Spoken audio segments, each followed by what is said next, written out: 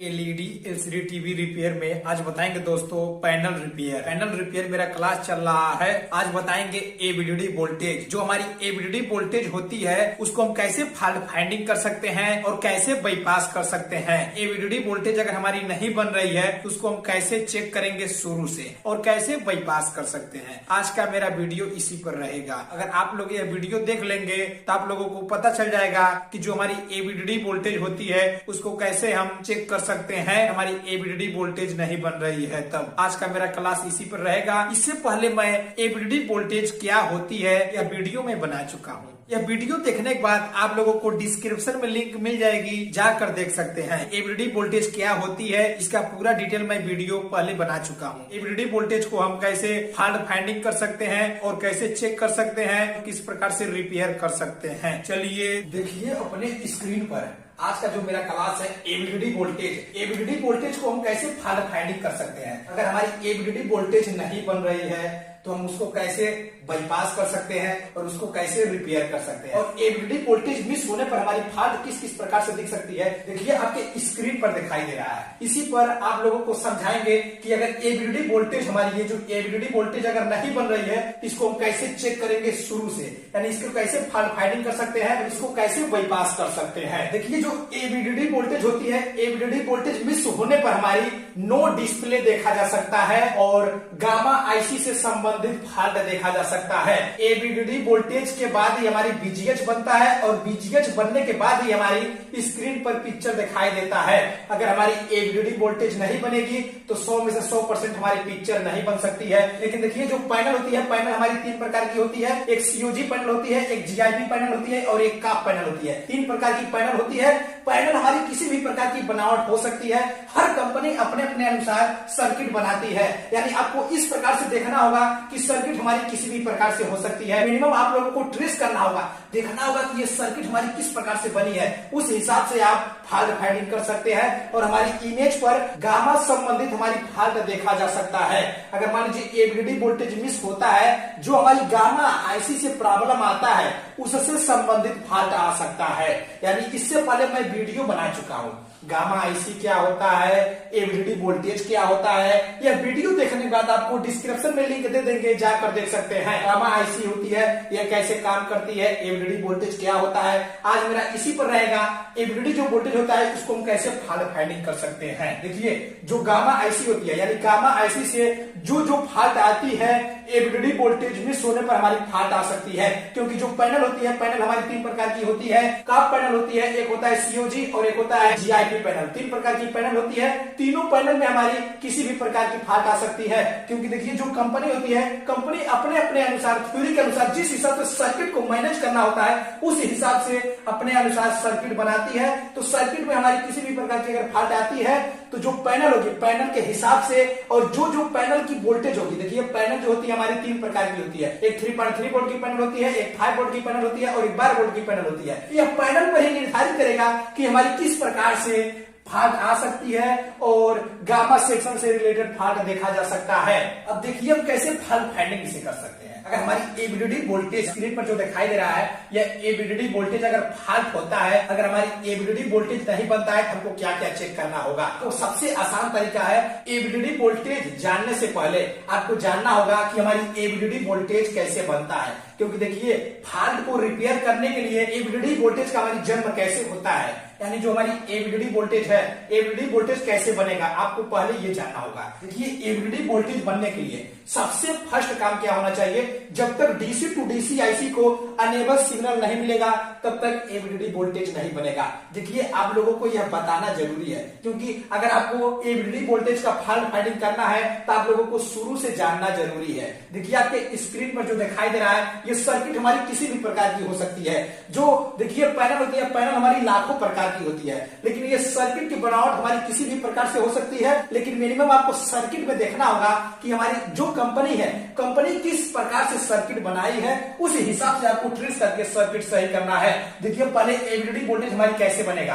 देखिए जब तक डीसी टू डीसी आईसी को अनेबल वोल्टेज मिलेगा नहीं तब तक हमारी बूस्ट वोल्टेज एवीडीडी बनेगा नहीं। देखिए जब enable voltage DC to DC IC को मिल जाता है तो फर्स्ट वोल्टेज हमारी एवीडीडी वोल्टेज जनरेट होता है। एवीडीडी वोल्टेज जनरेट होने जोड़ने के लिए देखिए कभी कल होता है डीसी टू डीसी आईसी। जो डीसी टू डीसी आईसी होती है, जो उसकी बीसीसी सप्लाई होती है, पैनल होती है 3 प्रकार की होती है। एक होती है 3.3 वोल्ट की पैनल, एक होती है 5 वोल्ट की पैनल और एक 12 वोल्ट की पैनल होती है। और ये जो हमारी पैनल होती है, ये पैनल हमारी आईसी की, जो डीसी टू डीसी आईसी की होती है, यह बीसीसी सप्लाई होती है। ये 3 प्रकार की पैनल की बीसीसी सप्लाई होती है और डीसी टू डीसी आईसी की यह बीसीसी सप्लाई होती है। कभी कल देखा जाता है हमारी जो बीसीसी सप्लाई होती है डीसी टू डीसी आईसी की, उसी बीसीसी सप्लाई से एक रजिस्टर लगाकर हमारी enable signal DC to DC IC को दे दिया जाता है।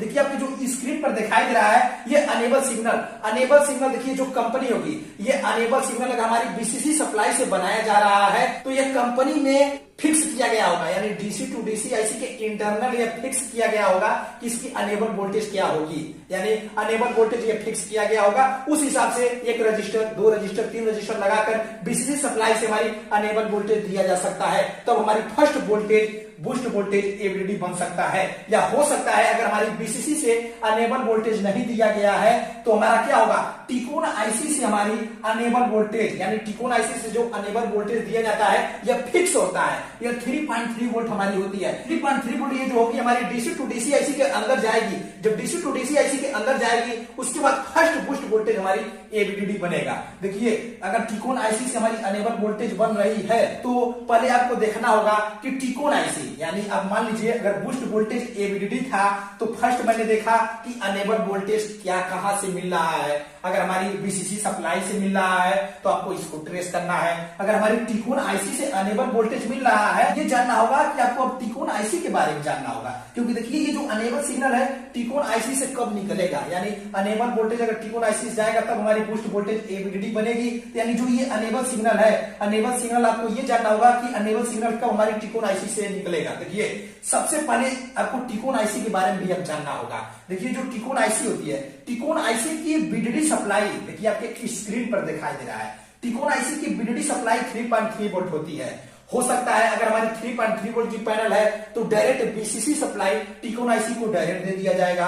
अगर 5 वोल्ट की पैनल है तो एक रेगुलेटर लगाकर हमारी 3.3 volt direct DC to DC IC को दे दिया जाएगा। अगर 12 वोल्ट की पैनल है तो डीसी टू डीसी आईसी के इंटरनल बक कन्वर्टर द्वारा हमारी, देखिए आपके स्क्रीन पर दिखाई दे रहा है, इंटरनल हमारी 3.3 volt VDD supply, VCC supply टिकोन आईसी को दे दिया जाएगा। यानी जो डीसी टू डीसी आईसी होती है उसके अंदर बक कन्वर्टर और बूस्ट कन्वर्टर होती है इनबिल्ट। देखिए जो पैनल होती है, पैनल की पावर सप्लाई हमारी डीसी टू डीसी आईसी ही होती है। कोई भी पैनल हो, चाहे जीआईपी हो, चाहे सीओजी हो, चाहे टॉप पैनल हो, कोई भी पैनल है, क्योंकि देखिए अगर 12 वोल्ट की पैनल है तो कोई भी पैनल होगी डायरेक्ट हमारी बक कन्वर्टर द्वारा हमारी बीडीडी सप्लाई 3.3 वोल्ट बीसीसी मिल जाएगा।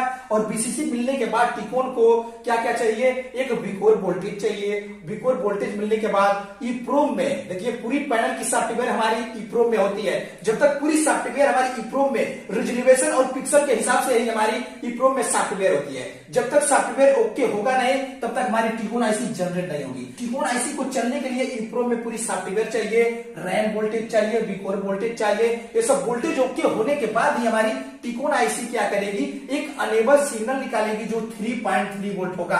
और जो 3.3 वोल्ट होगा हमारी डीसी टू डीसी आईसी को जाएगा जो 3.3 वोल्ट होगा।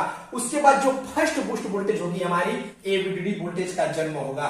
यानी इस प्रकार से आपको सर्किट में चेक करना होगा। यानी इस प्रकार से अगर सर्किट है तो कोई भी पैनल है, लाखों प्रकार की कोई भी पैनल है, आपको सर्किट देखना होगा कि हमारी अनेबल वोल्टेज टिकोन आईसी से बन रहा है कि बीसीसी सप्लाई से बन रहा है। उसके बाद आप आराम से बाईपास कर सकते हैं और ट्रेस कर सकते हैं। देखिए यानी इस प्रकार से इसे बीसीसी सप्लाई मिल गया। देखिए अनेबल वोल्टेज मिल चुका है, यानी अनेबल वोल्टेज चाहे बीसीसी से मिले चाहे टिकोन आईसी से मिले। अब देखिए अब बूस्ट वोल्टेज कैसे बनेगा। देखिए इससे पहले मैं वीडियो बना चुका हूं कि बूस्ट वोल्टेज हमारी कैसे बनती है। यानी देखिए जब तक आप लोग बक कन्वर्टर और बूस्ट कन्वर्टर नहीं जानेंगे तब तक आप लोग ये सर्किट नहीं समझ पाएंगे। यह वीडियो देखने के बाद आप लोगों को डिस्क्रिप्शन में लिंक दे देंगे, जाकर देख सकते हैं। यानी जो एवीडीडी वोल्टेज आप लोगों को जानने से पहले बूस्ट सर्किट जानना होगा। देखिए बूस्ट सर्किट में हमारी क्या क्या कंपोनेंट लगी होती है, इससे पहले आपको ये जानना होगा। देखिए ये कॉइल होगी, बूस्ट सर्किट में एक कॉइल होगी और एक डायोड होगी, स्विचिंग कराने के लिए एक आईसी होगी और एक स्विच के लिए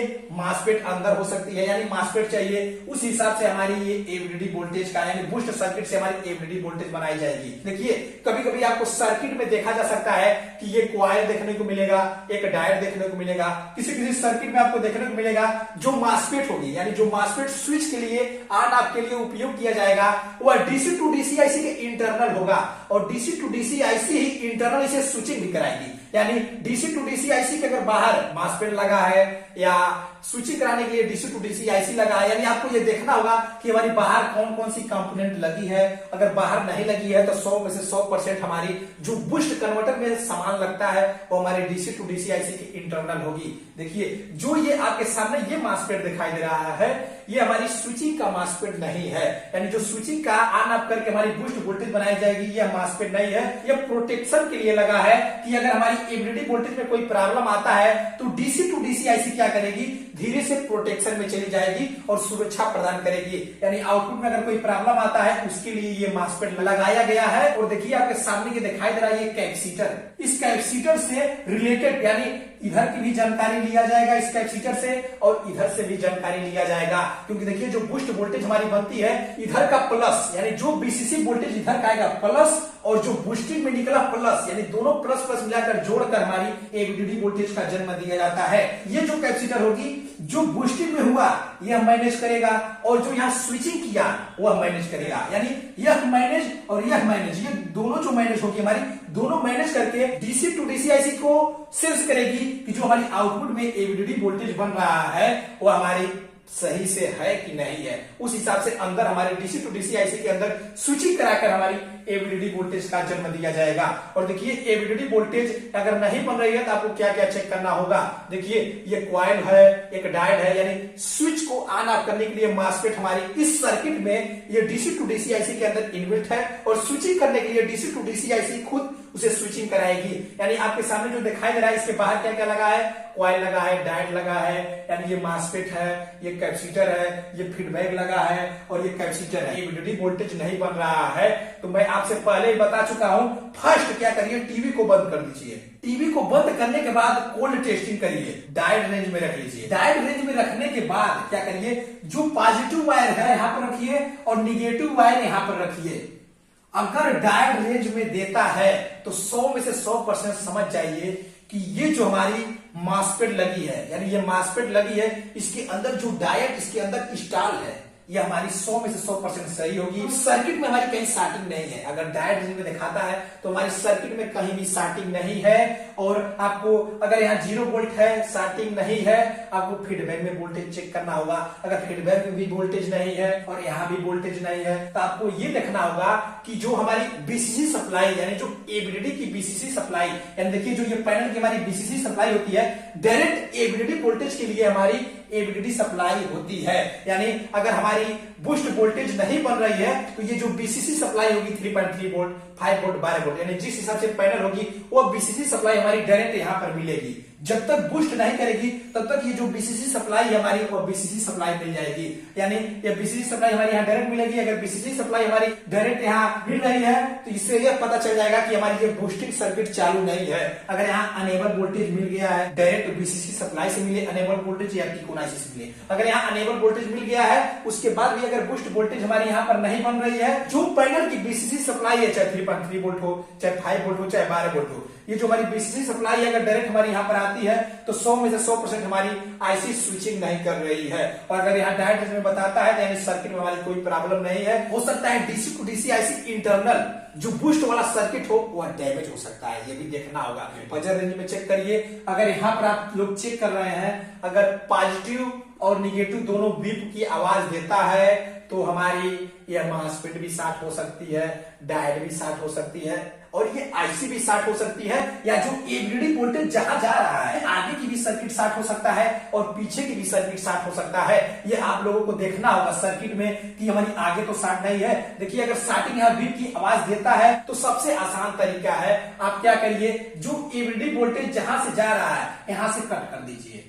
यानी एवीडीडी वोल्टेज अगर यहाँ बीप की आवाज देता है तो जहां ये एवीडीडी वोल्टेज जा रहा है कट कर दीजिए। अगर अब उसके बाद भी बीप की आवाज देता है तो 100 में से 100% हो जाएगा कि जो आगे सर्किट यानी ये जिस आईसी पर जा रहा है, देखिए जो एवरीडे वोल्टेज होती है गामा आईसी की बीसीसी सप्लाई होती है, एवरीडे वोल्टेज ही गामा आईसी की बीसीसी सप्लाई होती है। अगर गामा आईसी भी शॉर्ट हो जाएगी तो हमारी यहाँ बीप की आवाज देगी। अगर आप एवरीडे वोल्टेज कट कर देंगे तो इससे यह पता चल जाएगा कि हमारी गामा आईसी सही है और एवरीडे वोल्टेज में सर्किट में प्रॉब्लम है। यानी इस प्रकार से आप इधर चेक करेंगे। हो सकता है पीएफ शॉर्ट हो, पीएफ को देखते जाइए। अगर ये जो बीसीसी है, बीसीसी भी अगर हमारे यहाँ पर कोई भी वोल्ट नहीं आता है, अगर ये बीच में मासफेट लगा है, प्रोटेक्शन के लिए अगर मासफेट लगा है तो आपको इस मासफेट को चेक करना होगा। अगर ये मासफेट खराब है तो क्या करिए, यहाँ से ये कट करिए, यहाँ से कट करिए, यहाँ से इसे डायरेक्ट बाईपास कर दीजिए। अगर आप लोग इस मासफेट को कट करके बाईपास कर देंगे तो हमारी सर्किट चालू हो जाएगी। अगर ये मासफेट खराब है तब, अगर आपके पास ये मासफेट है लगा दीजिए, यानी जिस नंबर का है उसी नंबर का लगाना है। अगर कम भी लगाएंगे बेसी भी लगाएंगे तो प्रॉब्लम होगा। यानी अगर आपके पास नहीं है तो यहाँ कट करिए, यहाँ बाईपास कर दीजिए, हमारी सर्किट चालू हो जाएगा। अगर मान लीजिए यहाँ से ये प्रॉब्लम नहीं है, ये भी हमारी सही है, तो उसके बाद आपको देखना होगा, इस डायोड को चेक करना होगा। अगर बीप की आवाज आता है इस डायोड को चेक करना होगा। डायोड शॉर्ट हो सकता है DC to DC IC internal short हो। अगर बीप की आवाज देता है, ये बीप कैपेसिटर भी सही है, ये भी सही है, डायोड भी सही है, यानी जो जो सर्किट में लगा है सब कुछ सही है। उसके बाद 100 में से 100% हमारी DC to DC IC internal boost converter circuit short है। डीसी टू डीसी आईसी को बदलेंगे तभी ही हमारी ये फॉल्ट सही होगी, उसके बाद सही नहीं होगी। देखिए शॉर्टिंग का मतलब क्या है, देखिए कभी भी अगर यहाँ बीप की आवाज देगा तो देखिए जो फीडबैक लगा है आपके सामने दिखाई दे रहा है, ये फीडबैक। आईसी में फीडबैक लगाने का मकसद क्या होता है, देखिए कोई भी आईसी होती है, आईसी में फीडबैक इसलिए दिया जाता है कि आउटपुट में कोई भी अगर प्रॉब्लम आएगी, यानी जिस आईसी का फीडबैक होता है वो आईसी इंटेलिजेंट आईसी होती है। यानी जो भी आईसी की फीडबैक दिया गया है वो आईसी 100 में से 95% खाली खराब नहीं होती है। आगे सर्किट में प्रॉब्लम चाहे पीछे कहीं सर्किट में प्रॉब्लम, अगर कहीं भी सर्किट में प्रॉब्लम आएगा तो जो फीडबैक पिन होती है आईसी को संदेश देती है, आईसी जल्दी से बंद हो जाओ, आगे के सर्किट में कहीं प्रॉब्लम है या कहीं कहीं कुछ प्रॉब्लम हो गया होगा तो आईसी क्या करेगी, ये फीडबैक जो पिन होगी इसको सेंस करेगी। यानी ये बहुत इंटेलिजेंट आईसी होती है, इसको सेंस करेगी और ये आईसी क्या करेगी, धीरे से प्रोटेक्शन में चली जाएगी। यानी आईसी काम करना बंद हो जाएगी और आईसी सुरक्षा प्रदान होगी, यानी आईसी खराब नहीं होगी। शॉर्टिंग होने से हमारी वोल्टेज बनना बंद हो जाएगा। अगर मान लीजिए यही फीडबैक पिन नहीं है तो अगर यहाँ शॉर्टिंग होता है उसके बाद भी उसमें अगर लाइट दिया जाता है तो ये आईसी होगा फट जाएगा, खराब हो जाएगा, इसीलिए फीडबैक दिया जाता है। अगर यहाँ शॉर्टिंग होगा तो क्या करेगा, कुछ भी वोल्टेज अगर यहाँ प्रॉब्लम है तो क्या करेगा, ये जो फीडबैक पिन होगा, फीडबैक पे जो वोल्टेज फिक्स होगा 2 से 3 वोल्ट तक ज्यादातर देखा जाता है। जो यहाँ फीडबैक यानी कंपनी के हिसाब से अलग अलग वोल्टेज हो सकता है, यानी जो यहाँ फिक्स होगा वही वोल्टेज हमारी डीसी टू डीसी आईसी को नहीं मिलेगी। तो डीसी टू डीसी आईसी समझ जाएगी कि हमारी आगे सर्किट में कुछ ना कुछ प्रॉब्लम है, DC to DC IC protection में जा सकती है। कम भी होगा चाहे ज्यादा भी होगा तभी भी हमारी प्रोटेक्शन में चली जाएगी। क्योंकि देखिए जो फीडबैक में यहाँ जो वोल्टेज फिक्स है, अगर आप फर्स्ट वोल्टेज फीडबैक में यहां पर चेक कर रहे हैं तो 100 में से 100% हमारी जो, अगर मान लीजिए यहां पर 2 वोल्ट फिक्स है, अगर मान लीजिए हमारे यहां पर 2 वोल्ट फिक्स है फीडबैक में, तो 100 में से 100% हमारी जो यहाँ फिक्स वोल्टेज होगी 100 में से 100% बनेगी। अगर आप फर्स्ट वोल्टेज यहाँ पर चेक कर रहे हैं, अगर आपको एवरीडे वोल्टेज इस सर्किट का पता है कि यहाँ 16 वोल्ट बनेगा, अगर 16 वोल्ट बन रहा है तो 100 में से 100% अगर यहाँ 2 वोल्ट फिक्स होगा तो 2 वोल्ट बनेगा। यानी ये फीडबैक और ये आउटपुट में जो वोल्टेज होता है ये फिक्स होता है। यानी एवरीडे वोल्टेज अगर घटेगा चाहे बढ़ेगा तो जो यहाँ प्रोटेक्शन में ये फीडबैक में जो ये लगा होगा यानी वोल्टेज फिक्स किया गया होगा, ये वोल्टेज कम होगा चाहे बेसी होगा। तो DC to DC IC internal इसे जान जाएगी कि आगे सर्किट में कुछ ना कुछ प्रॉब्लम है, तो क्या करेगी, प्रोटेक्शन में चली जाएगी। हो सकता है ये रजिस्टर भी खराब हो सकता है, ये भी रजिस्टर खराब हो सकता है, यानी सर्किट में कुछ भी प्रॉब्लम हो सकती है, ये आप लोगों को देखना होगा। देखिए अगर आपको पता लगाना है फीडबैक वाला रजिस्टर हमारी कौन है तो कैसे पता लगाएंगे, देखिए आप मल्टीमीटर को बजर रेंज में रख लीजिए। मल्टीमीटर को बजर रेंज में रखने के बाद क्या करिए, यहाँ पर मल्टीमीटर का प्रोब लगाइए। मल्टीमीटर का प्रोब लगाने के बाद आप चेक करिए इस रजिस्टर पर बीप की आवाज देता है। देखिए इस प्रकार से चेक करिए। अगर आप देखिए सर्किट में आपको देखिए मैं पहले ही बता चुका हूं जो सर्किट होती है सर्किट को आपको देखना होगा क्या क्या लगा है। मान लीजिए आपको इस सर्किट के अनुसार बता रहे हैं, मान लीजिए इसमें मासफेट भी लगा है, तो यानी आपको फीडबैक वाला रजिस्टर पता लगाने के लिए मल्टीमीटर को बजर रेंज में रख लीजिए, यहाँ पर रखिए। उसके बाद क्या करिए, मल्टीमीटर का दूसरा प्रोब लगाइए जिस रजिस्टर पर बीप की आवाज देता है और वही बीप की आवाज जिस मासपेट में देता है लगी है कैपेसिटर पे आवाज देता है, तो 100 में से 100% हमारा पता चल जाएगा कि हमारी क्या है, ये जो हमारी है फीडबैक का रजिस्टर है। और यहाँ से अगर आपको और कंफर्म करना है तो विप की आवाज में इस डायोड से भी कनेक्ट कर सकते हैं। इससे यह पता चल जाएगा ये जो हमारी लाइन जा रही है एबीडीडी का है, इससे यह पता चल गया कि हमारी फीडबैक वाला रजिस्टर है। और देखिए दूसरा छोरा विप की आवाज में क्या करिए, दूसरा छोरा फीडबैक पर लगाइए और डीसी टू डीसी आईसी के पिन पर छुआइए। अगर विप की आवाज देता है तो 100 में से 100% हमारी जो फीडबैक वाला रजिस्टर है यही है। और उसके बाद दूसरा जो रजिस्टर पता लगाना है तो विप की आवाज में जो अगल बगल रजिस्टर लगा वो विप की आवाज चेक करिए। अगर विप की आवाज देता है और उसका दूसरा छोरा ग्राउंड से चेक करिए। अगर ग्राउंड से देता है तो 100 में से 100% हमारा पता चल गया ये फीडबैक वाला रजिस्टर है। यानी इसको आराम से हम चेक कर सकते हैं, फॉल्ट फाइंडिंग कर सकते हैं। यानी इस प्रकार से हम इसे चेक कर सकते हैं। अगर आपको बाईपास करना है, मिनिमम आपको ये देखना होगा सर्किट में एबीडीडी वोल्टेज हमारी कितनी बन रही है। क्योंकि देखिए जो एबीडीडी वोल्टेज होता है, एबीडीडी वोल्टेज बाईपास करने के लिए आपको बेहतर से बेहतर पैनल की नॉलेज होना चाहिए। क्योंकि देखिए जो एबीडीडी वोल्टेज होता है, फर्स्ट बूस्ट वोल्टेज हमारी एबीडीडी वोल्टेज होता है। एबीडीडी वोल्टेज होगा, एबीडीडी वोल्टेज हमारी डीसी टू डीसी आईसी के अंदर जाएगा। बक कन्वर्टर द्वारा हमारी बीकॉन वोल्टेज एचवीडीडी वोल्टेज का जन्म दिया जाएगा।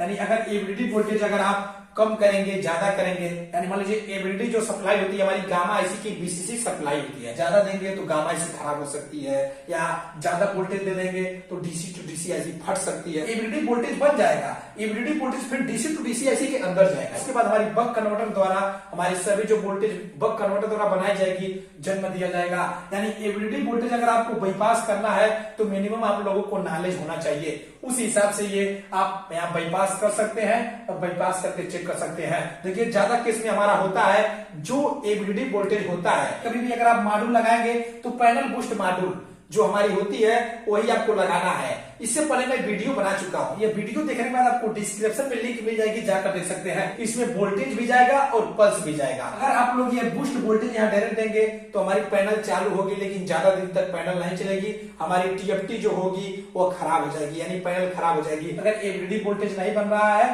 तो आपको देखना होता है, हो सकता है ये मासफेट खराब हो, या हो सकता है फीडबैक में रजिस्टर कोई प्रॉब्लम हो सकता है ये डायोड प्रॉब्लम हो। इस प्रकार से रिपेयर कर सकते हैं। एबीडीडी वोल्टेज मिस होने पर हमारी फॉल्ट क्या क्या आ सकती है, नो डिस्प्ले फॉल्ट हो सकता है, गामा आईसी से संबंधित फॉल्ट आ सकता है। जो नो डिस्प्ले है, एबीडीडी वोल्टेज जब तक बनेगा नहीं तब तक हमारी बीजीएच वोल्ट बनेगा नहीं, जब तक बीजीएच वोल्टेज बनेगा नहीं तब तक हमारी कोई पिक्चर स्क्रीन पर दिखेगा नहीं। और देखिए gamma section, AVDD voltage gamma IC की बीसीसी सप्लाई होती है। अगर हमारी गामा आईसी पर सप्लाई नहीं जाएगी तो गामा से रिलेटेड फॉल्ट देखा जा सकता है। यानी कंपनी के हिसाब से हो सकता है जीआईपी पैनल हो, सीओजी पैनल हो, काप पैनल हो, यानी पैनल के हिसाब से अलग अलग सर्किट बनी हो सकती है। और गामा सेक्शन से जो रिलेटेड फॉल्ट आता है, फॉल्ट देखा जा सकता है। देखिए इससे पहले मैं हर चीज पे वीडियो बना चुका हूँ। पैनल कैसे रिपेयर करते हैं, पावर सप्लाई कैसे रिपेयर करते हैं, पेन ड्राइव में सॉफ्टवेयर कैसे डालते हैं, नॉर्मल टीवी में सॉफ्टवेयर कैसे डालते हैं, एंड्रॉइड टीवी में सॉफ्टवेयर कैसे डालते हैं, हर चीज का वीडियो बन चुका है। ये वीडियो देखने के बाद आपको डिस्क्रिप्शन में लिंक मिल जाएगी, जाकर देख सकते हैं।